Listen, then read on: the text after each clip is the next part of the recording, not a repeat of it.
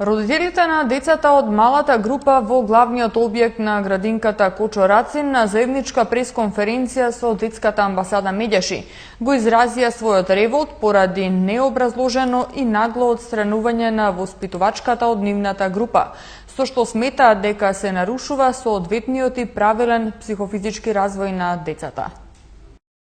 Група родители чии деца ја посетуваат градинката Кочо Рацин и детската амбасада Медјаши денеска одржаа пресконференција за да го искажат револтот кон институциите за несоодветен третман кон децата поради смена на воспитувачката, а при тоа не е иземено во предвид мислењето на родителите и најдобриот интерес на децата. Повеќето родители ги бойкотираат на своја штета и на штета на децата посетата, воспитувањето и згрижувањето на своите деца како знак на револт и директна поддршка на воспитувачката Сузана Чорлинова, од која се презадоволни. И сметаа дека е вистинско кадровско решение за воспитување и згрижување на нивните деца, како и на самата градинка. Ние како родители се соочивме со еден проблем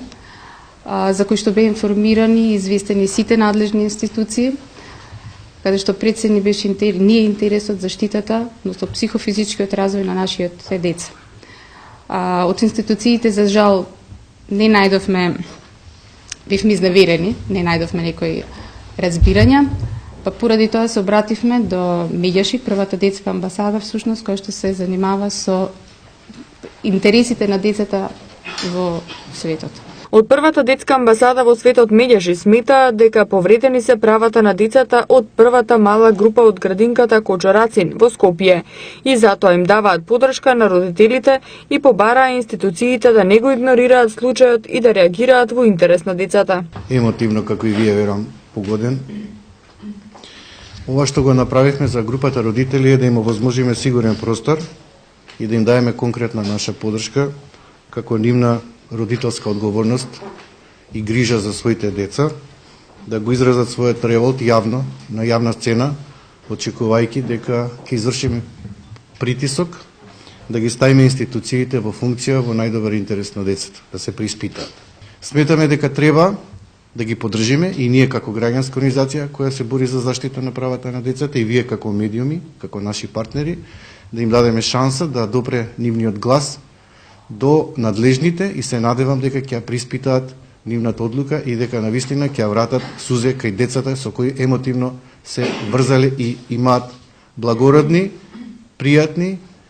и чувства на поддршка кон